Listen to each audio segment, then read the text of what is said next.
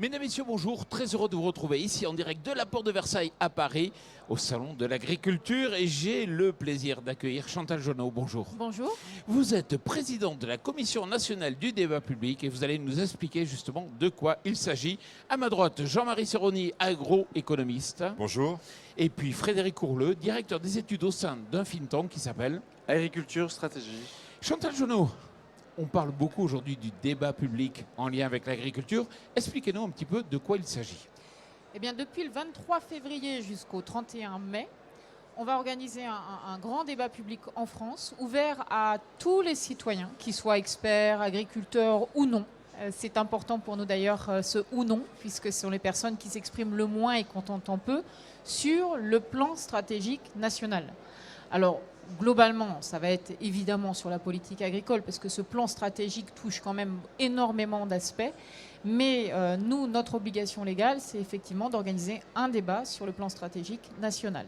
Et je tiens juste à préciser un point, c'est que c'est une obligation pour le ministère de nous saisir pour savoir s'il faut ou non organiser un débat public, mais ensuite, c'est nous, Commission nationale, qui sommes une autorité totalement indépendante, c'est-à-dire qu'on ne dépend pas du gouvernement, on est aux ordres de personne. C'est à nous de l'organiser. Et j'insiste sur ce point, c'est pour témoigner en fait de notre neutralité. On n'est pas aux ordres du gouvernement, on n'a aucune position sur le sujet. D'ailleurs, c'est pour ça que je ne présiderai pas ce débat, parce que j'ai pris beaucoup de positions sur la question de l'agriculture et de l'environnement. C'est Hilaria Casillo, qui est une grande experte de la participation, qui va le présider pour faire en sorte que justement tous les avis s'expriment et qu'on arrive, in fine, à avoir une vision claire de ce que pensent les Français, de leurs aspirations, de leurs craintes, de leurs interrogations aussi. Et ça permettra ensuite au gouvernement de construire ce plan stratégique national. Je suis citoyen, je suis agriculteur, j'ai envie de m'exprimer, je fais comment ? Alors, on a ouvert une tonne de panoplie de possibilités. Vous avez évidemment un débat un débat numérique, site internet où vous pouvez développer des contributions, poser des questions, déposer des cahiers d'acteurs pour les organisations un petit peu plus constituées. Il y aura des réunions publiques à travers la France, 30 réunions, alors plutôt dans des plus petites villes, pas les grandes capitales régionales, parce qu'on veut être là où ça se passe. Il y aura aussi la possibilité pour toute personne d'auto-organiser son débat. Alors, on fournit un kit, c'est simplement pour nous pouvoir ensuite exploiter les données, pour pouvoir ensuite travailler cette matière qui est vraiment en général très très riche. Mais vous pourrez auto-organiser votre débat. Et puis, on a utilisé du tirage au sort en 140 citoyens, simplement pour pouvoir hiérarchiser les priorités, puisque vous savez que l'Europe propose 10 priorités. Et avoir une idée de la manière dont le public pourrait les hiérarchiser. Donc on a tiré au sort 140 citoyens qui feront ce travail. Alors débattre c'est bien, mais c'est pas la thérapie, c'est le but d'en sortir des extraits. Comment vous procédez pour justement ne pas avoir tout et le contraire ? Alors c'est assez marrant dans le débat public, c'est le 100e qu'on organise sur des sujets extrêmement variables. On a beaucoup débattu sur le nucléaire, sur le transport, sur la politique énergétique. Et vous verrez qu'in fine, c'est toujours très cohérent. Les détracteurs du débat public vous disent toujours « Oh là là, tout est n'importe quoi, les gens ont des demandes très contradictoires », et pas du tout. En général, il y a vraiment une vision qui s'exprime, des valeurs qui s'expriment. On travaille, nous, beaucoup sur la parole brute. C'est-à-dire qu'on n'aime pas ce qui est retravaillé, parce qu'en général, ça ne vous dit pas toujours la vérité. Donc on travaille sur la parole brute. On demande aux personnes non pas de nous dire s'ils sont pour ou contre, mais pourquoi. De développer l'argument qu'ils sont pour telle chose ou contre telle chose. Et ça nous permet justement de faire ressortir ces valeurs qui fondent les positions des uns et des autres. Donc c'est en général effectivement un gros travail. Nous, on a 2 mois pour le faire. Donc au bout de 2 mois, on fait un compte-rendu extrêmement détaillé qui est cette photographie là, sincère, puisque pure. On n'a aucun parti pris, on n'a aucun intérêt dans le sujet en particulier.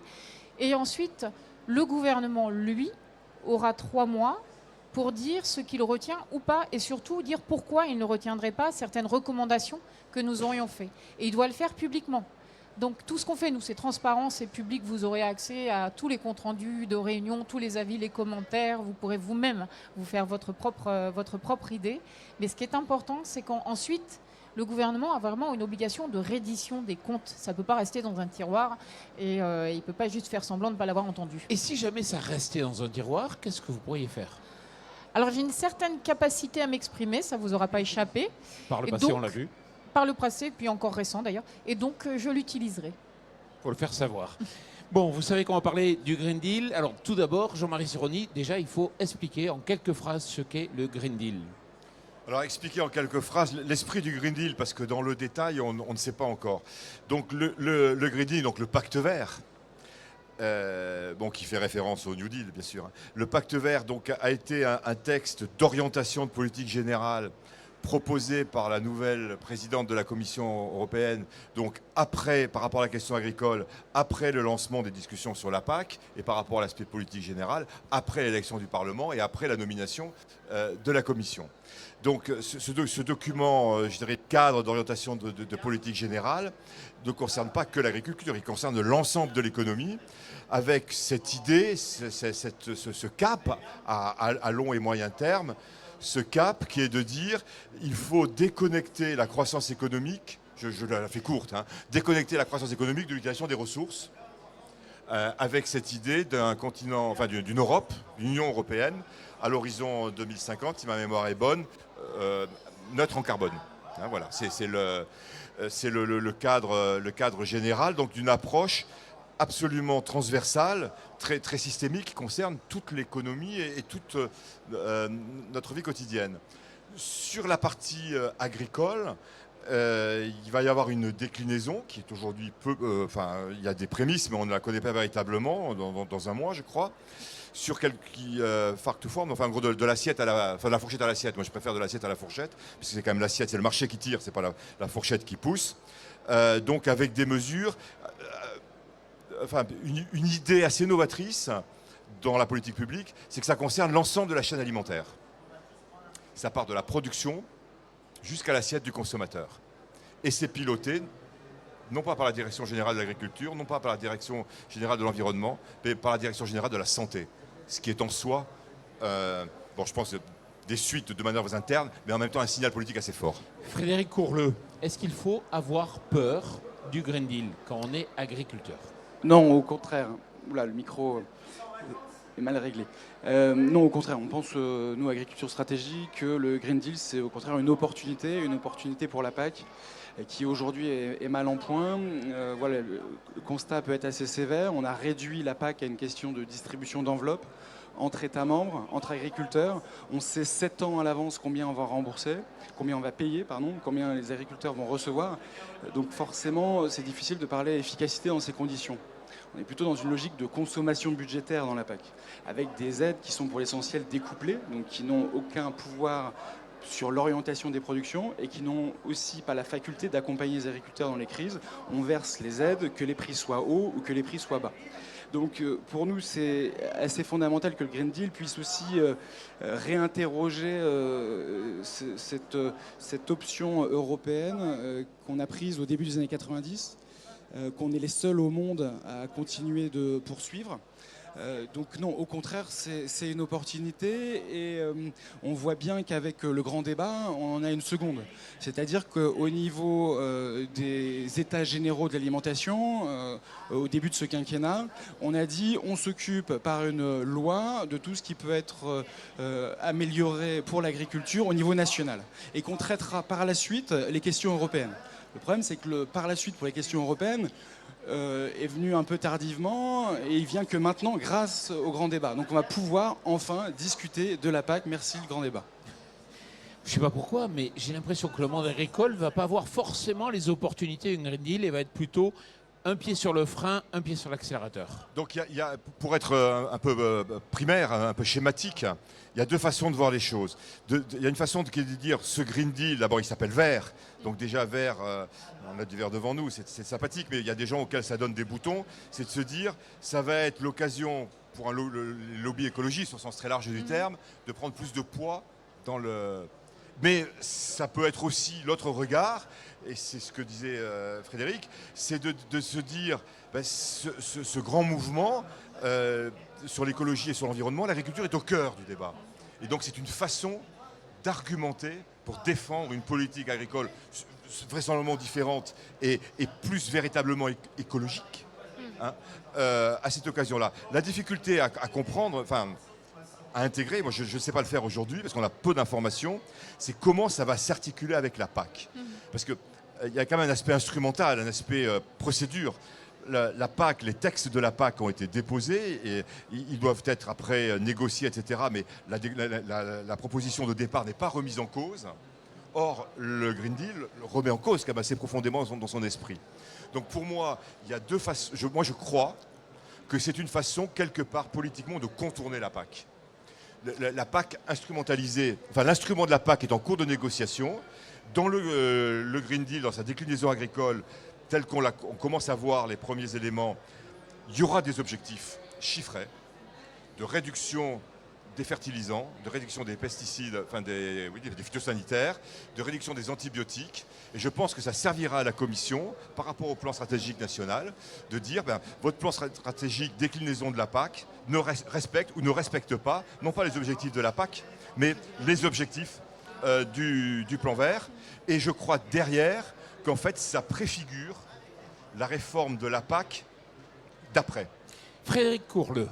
Alors, il y a une course de vitesse et vous avez là les deux versions. Il y a une version qui veut aller vite pour que rien ne change, qui met en avant qu'effectivement le précédent commissaire avait fait une réforme qui en fait était un copier-coller. Les services de la commission disent d'eux-mêmes on a eu 15 jours pour préparer cette réforme, donc on n'a pas pu faire grand-chose d'autre qu'un copier-coller. Le Parlement européen a bloqué cette réforme à la fin de la mandature. Je ne vois pas comment le nouveau Parlement dirait « Ok, ce que le précédent a critiqué, finalement, c'est très bien et on est en vacances pour les 4 prochaines années. » Je ne le vois pas du tout. Donc la course de vitesse, elle est avec ceux qui pensent qu'au contraire, politiquement, il y a pas mal de choses qui changent. Il y a des enjeux climatiques, environnementaux majeurs. La Commission européenne met un capital politique énorme sur la table. Si ce capital politique-là ne se transforme pas en une meilleure PAC, meilleure pour l'environnement, meilleure pour les agriculteurs, ce sera dramatique, y compris pour la construction européenne. Donc voilà, de cette course de vitesse, moi je fais partie plutôt de la deuxième équipe, celle qui pense qu'il faut prendre le temps de la réflexion sur la remise en cause des aides découplées.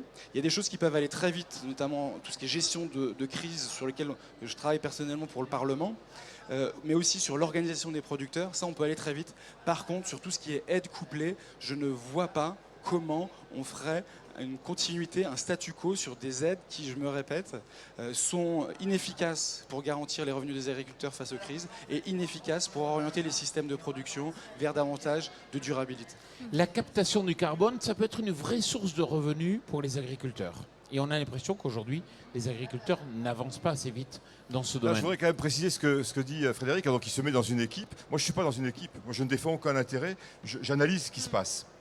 Et ce que j'analyse, c'est que lors de la précédente réforme, le commissaire d'Achancelos a contourné un certain immobilisme, je mesure mes mots, un certain immobilisme des services de la Commission en faisant une consultation publique, ce qui lui a permis de contourner, et notamment l'immobilisme de la DG Agri. De la DG Agri, et ça lui a permis de mettre en avant notamment le paiement vert, dont les modalités n'ont pas permis qu'il soit efficace, mais quelque part.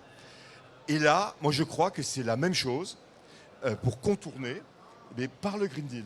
Mais après, il y a un cadre institutionnel, et c'est quand même les institutions, c'est quand même aussi un des fondements de la continuité démocratique. Il y a un cadre institutionnel, et contrairement à ce que tu dis, le Parlement n'a pas bloqué la réforme. La précédente commission agricole a fait en sorte effectivement que les actes ne soient pas définitifs et que le nouveau mandat puisse décider de continuer ou de remettre en cause, et ils ont pris une position intermédiaire. C'est-à-dire qu'ils ont réouvert certains dossiers à la discussion, pas tous.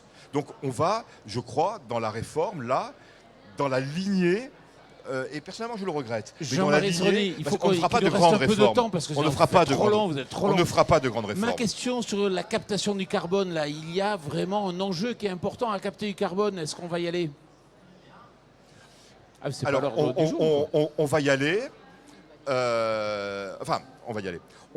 L'enjeu, c'est d'aller vers une économie davantage décarbonée. Il y a une solution intermédiaire, transitoire, qui est le stockage dans le sol, mais qui n'est pas infini. C'est une demi-génération, ou un peu plus. Mais les sols, ils ne peuvent pas stocker Mais indéfiniment. on est au tout début du On est savoir au tout dans ce début. domaine. On est- On est à la on est- préhistoire. On est au tout début. Donc là, clairement, la Commission laisse penser qu'elle va aller vers une taxe carbone, parce qu'en plus, Oui, c'est ça qui est comme fondamental. euh, Mécanisme aux euh, frontières voilà, carbone. le mécanisme. C'est une révolution pour la politique commerciale. Donc la Commission, vraisemblablement, va aller vers une taxe carbone pour des raisons environnementales, mais soyons clairs, également pour des raisons budgétaires, puisque les ressources propres de la Commission proviennent en partie des taxes et des prélèvements à l'importation, des droits de douane. Or, Plus ces qu'il y droits en a de de moins en douane, moins. plus on signe d'accords de libre-échange, moins il y a de droits de douane. Donc les ressources propres diminuent, il faut en inventer Jamais d'autres. Donc il y a été l'histoire très du plastique en l'air et il y a la question de la taxe carbone, donc là qui est indépendamment de la question environnementale. Mais c'est aussi une dimension environnementale avec cette idée, est-ce qu'il ne faut pas mettre une protection aux frontières liée au carbone ? Nous sommes au terme de cette émission. On va laisser la conclusion à Chantal Joanneau qui n'a pas trop parlé sur le débat. Je l'ai bien noté, bravo. Non, j'ai été, vous avez vu, hein. Ouais, vous avez J'ai bien fait attention, réservé j'ai comme il pas faut. parlé, mais Bravo. je veux quand même dire que ces sujets, ça fait longtemps qu'ils sont sur la table, mais il y a eu d'énormes progrès dans ce domaine. Moi, je suis frappée, j'ai été secrétaire d'État à l'écologie il y a 10 ans. Je veux dire, il y a des questions qu'on aborde aujourd'hui dans le débat sur... Comme des bon, évidences qui étaient des mais problèmes de on polémique. ne pouvait même pas parler de bien-être animal. Ça aurait été effectivement, ça aurait été une guerre civile.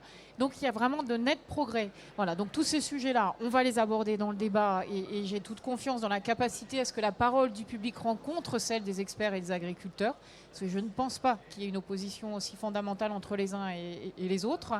On va aborder tous ces sujets, mais moi je vois ça avec un œil extrêmement positif. Vive le débat. Et si je peux me permettre juste, ça fait 3 jours que je suis dans le salon, que je discute un peu avec beaucoup de monde.